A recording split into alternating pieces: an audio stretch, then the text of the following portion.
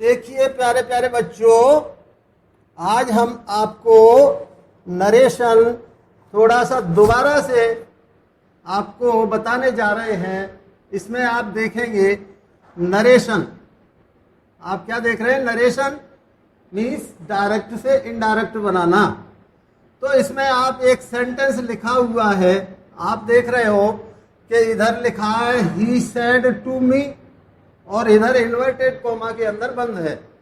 यानी हम नरेशन को हम इधर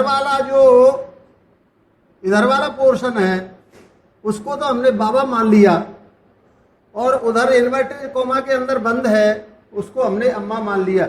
यानी बाबा बाहर रहता है घर के और अम्मा अंदर रहती है घर के। तो अब क्या होता है कि अगर ये सैड लगा है या सैड टू लगा है, जैसे इधर लिखा है ही सैड टू, तो अगर बाबा के उधर सैड टू लगा है, ये बाबा वाले को रिपोर्टिंग वर्ब कहते हैं और उधर अम्मा वाली को रिपोर्टेड स्पीच कहते हैं। बाबा वाले को रिपोर्टिंग वर्ब कहते हैं और उधर अम्मा वाली को रिपोर्टेड स्पीच कहते हैं। लेकिन हमने इसको तो बाबा मान लिया और इसको अम्मा मान लिया। अगर सैड या सैड टू लिखा है, सैड का तो सैड ही रहता है, सैड का तो बच्चों सैड ही रहता है।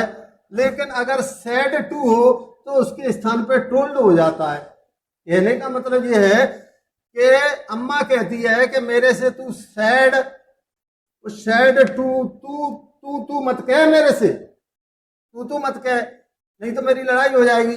लेकिन बाबा नहीं मानता, वो तो कहता है मैं तो तू कहूंगा। तो अम्मा क्या करती है? अम्मा कहती है कि अगर तू सैड टू या सैड मेरे से कहेगा तो मैं तेरी रिपोर्ट कर दूंगी थाने में, पता है तेरे को। और तेरी जो साफा कहते हैं, ये साफा है ना, उसको उतार के तेरे को टोपी पहना दूंगी। टोपी का मतलब टोल्ड, टोपी पहना दूंगी, यानी टोल्ड लग जाएगा। सैड टू की जगह पे टोल्ड लग जाएगा। और उसके बाद तो वो अम्मा मानती नहीं है, बाबा नहीं मान रहा, वो तो तू करता जाता है, सैड टू। तो वो अम्मा क्या करती है कि उसकी पुलिस में रिपोर्ट कर देती है। वो कहती है कि मैं तेरी पुलिस में रिपोर्ट कर दूंगी, लेकिन वो फिर भी नहीं मानते बाबा। और वो पुलिस में रिपोर्ट करती है तो कहती है कि तेरे को पता है वहां 3rd डिग्री मिलेगी, तेरे को सही हो जाएगा।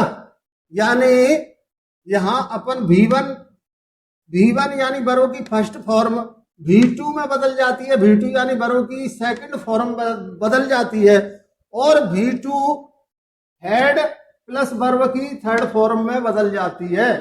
यानी V1 वर्ब की फर्स्ट फॉर्म होगी तो वो V2 में बदल जाएगी, और वर्ब की सेकंड फॉर्म होगी V2 तो वो हेड V3 में बदल जाएगी। यानी अगर गो लगा है, यहां देखिए इधर हैव की जगह पे अगर गो लगा होता, तो गो का बेंट हो जाता है और बेंट का गोन, हेड गोन हो जाता है। यानी अगर इज आर एम, इधर इज आर एम लगी है तो उसका बाज और बर हो जाता है। हैज और हैव लगी है तो उसका हेड हो जाता है। यानी इज आर एम लगी है तो बाज और बर हो जाता है, और बाज और बर का ध्यान रखिए हेड बीन हो जाता है। अकेली हेड मत कर देना, बाज और बर का हेड बीन हो जाता है। तो इस प्रकार से अम्मा उसको 3rd डिग्री का टॉर्चर करती है, पुलिस में रिपोर्ट कर देती है, 3rd डिग्री लगवाती है बाबा के। और उसके बाद क्या होता है, दूसरा शब्द हमारे आते हैं प्रश्नवाचक वाक्य। कैसे वाक्य आते हैं? प्रश्नवाचक वाक्य। प्रश्नवाचक वाक्य में अम्मा कोई प्रश्न करती है, क्या करती है बेटा? अम्मा कोई प्रश्न करती है, तो प्रश्न करती है तो जहां पे सैड टू या से टू लगा था, बाबा के यहां सैड टू या से टू लगा था, वो तो आस्क्ड में बदल जाता है। यानी अम्मा अगर प्रश्न पूछती है, प्रश्नवाचक वाक्य तो इधर ही होगा ना। अब जब इधर अम्मा के यहाँ अम्मा प्रश्न पूछती है तो प्रश्नवाचक वाक्य इधर ही होगा, और प्रश्नवाचक वाक्य में हेल्पिंग वर्ब लगी होगी। यहाँ पे helping verb is are am बाज वर्ब जो भी लगी हो, तो अगर अम्मा प्रश्न पूछती है तो बाबा कहता है हिस्ट। हिस्ट का मतलब आस्क्ड, तो बाबा के यहाँ आस्कट लग जाता है, सेड टू या से टू की जगह पे आस्कट लग जाएगा। फिर क्या लग जाएगा बेटा? आस्कट लग जाएगा। फिर टोल्ड मोल्ड नहीं लगाएंगे। और ये तो आपको पता है कि इन्वर्टेड कोमा की जगह पे दैट लग जाता है, इन्वर्टेड कोमा की जगह पे तो दैट लग जाता है, लेकिन यहां पे दैट नहीं लगेगा। जब यहां प्रश्न करती है अम्मा तो बाबा करता है हिस्ट। हिस्ट का मतलब आस्कट लग जाएगा, तो अम्मा करती है हप। हप का मतलब इफ। इन्वर्टेड कोमा की जगह पे इफ लग जाएगा। और अगर वो प्रश्नवाचक वाक्य है तो हम उसको साधारण वाक्य बना देंगे। कैसा वाक्य बना देंगे? साधारण वाक्य बना देंगे। यहां पे आप देखिए, आप देख रहे हैं, आप कह रहे होंगे कि सर ये इज आर एम कहाँ होगी? यहाँ हैव लगा है, वहां इज आर एम होगी, तो वहां बाज और बर लगा देंगे। अगर हैज और हैव लगा है, हैव लगा है, तो वहां बदल के हैड लगा देंगे। हैड बीन, बाज और बर लगा है, यहाँ पे बाज और बर लगा है, तो उसको हैड बीन बना देंगे। तो प्रश्नवाचक वाक्य मैंने आपको बता दिया। अब उसको थर्ड डिग्री दिलवाती है अम्मा, और फिर अपने परिवार को बुला लेती है, फैमिली वालों को बुला लेती है, यानी इसको बोलते हैं हम WH फैमिली। तो WH फैमिली को बुलाती है, तो बाबा फिर भी करता है हिस्ट। हिस्ट का मतलब आस्कट तो आएगा, यहां पर आस्कट तो आएगा, पर आस्कट तो आएगा, लेकिन इन्वर्टेज कोमा की जगह पे इफ नहीं आएगा। फिर वो WH फैमिली जो रखी है ना, भाट भेयर जो भी होगा, वो इन्वर्टेज कोमा की जगह पे रख देंगे। क्यों? अम्मा का परिवार आ गया, अब तो बढ़िया मालपुआ बनाएगी अम्मा। अब नेक्स्ट 4 नंबर आज्ञावाचक वाक्य हो, आज्ञावाचक या अन्य वाक्य हो, उसमें आज्ञा दे रहे हैं हम किसी को, तो उसको हम ऑर्डर में बदल देंगे। जहां सेड टू लगा है, अब वहां सेड टू नहीं लिखेंगे, उसको या तो ऑर्डर्ड लिखेंगे। जैसे पिता पुत्र को ऑर्डर देगा, एडवाइस, डॉक्टर मरीज को एडवाइस देगा, एडवाइस्ड, या ऑर्डर्ड लिख देंगे, या एडवाइस्ड लिख देंगे, या रिक्वेस्टेड लिख देंगे। या फिर खुशी की बात है तो एक्सक्लेमेड विथ जॉय, और दुख की बात है तो एक्सक्लेमेड विथ सॉरो आदि लिख देंगे, आज्ञावाचक वाक्य है तो। और इन्वर्टेज कोमा की जगह पर टू का प्रयोग कर देंगे, इन्वर्टेज कोमा की जगह पर टू का प्रयोग कर देंगे, उसको टू से हटा देंगे। इसके बाद आप देखिए, अगर डू नॉट लगा है वाक्य में, अगर अम्मा की तरफ डू नॉट आ गया तो वो उसको हटा के नॉट टू हो जाता है। डू नॉट की जगह पे क्या हो जाता है बेटा? नॉट टू हो जाता है। तो इस प्रकार से अम्मा ने बाबा को थर्ड डिग्री देके और अपनी फैमिली को बुला के और उसको सरेंडर कर दिया, तो बाबा नॉर्मल हो गया। तो बाबा नॉर्मल हो गया तो अम्मा भी नॉर्मल हो गई, यानी आपका प्रेजेंट टेंस होगा। प्रेजेंट टेंस का मतलब से या से टू लगा होगा, से लगा होगा तो से ही रहेगा, लेकिन अगर से टू लगा होगा तो वो टेल्स हो जाएगा उसके स्थान पर। जैसे यहाँ सेड टू है, अगर से टू लगा होगा तो उसके स्थान पर टेल्स हो जाएगा। यानी से टू का मतलब प्रेजेंट टेंस में होगा या पास्ट या फ्यूचर, सॉरी, या तो प्रेजेंट टेंस में होगा वाक्य, या फ्यूचर टेंस में होगा, या यूनिवर्सल ट्रुथ होगा, सदा सत्य बात होगी। अब बाबा को नॉर्मल कर दिया तो फिर अम्मा भी नॉर्मल हो गई, तो अम्मा भी नॉर्मल हो गई, यानी उधर वाले अम्मा वाले वाक्य को पूरे का वैसे ही लिख देंगे, यानी फिर उसमें कोई गड़बड़ नहीं करेंगे। दैट वगैरह तो लगाएंगे, इसमें दैट वगैरह तो लगाएंगे। तो समझ में आया, बाबा यहाँ नॉर्मल हो गया तो अम्मा भी नॉर्मल हो गई। सदा सत्य बात है तो अम्मा भी कह देती है हाँ सत्य बात है, उसमें कोई चेंज नहीं करेंगे, बस दैट लगा के वैसे का वैसे ही लिख देंगे।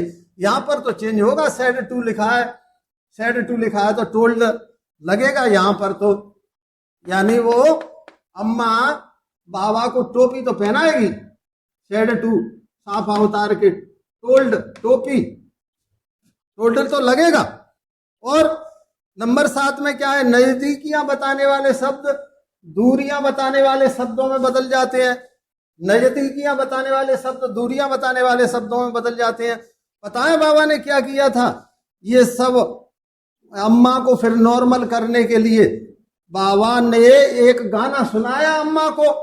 अब गाना क्या सुनाया अम्मा को, आप कहोगे गाना सुनाया कि दोस्तों इस जमाने को क्या हो गया, दोस्तों इस जमाने को क्या हो गया, वो जिसको चाहा वही बेवफा हो गया, वो जिसको चाहा वही बेवफा हो गया। आप फिर से जरा दोबारा से सुन लीजिए, जहाँ सैड लिखा है वहां सैड ही रहेगा, जहाँ सैड टू लिखा है वहां टोल्ड हो जाएगा। अम्मा बाबा से लड़ाई हो गई तो उसने बाबा का साफा उतार के टोपी पहना दी और कहा चल पुलिस पे, चल तेरे को 3rd डिग्री लगवाऊं।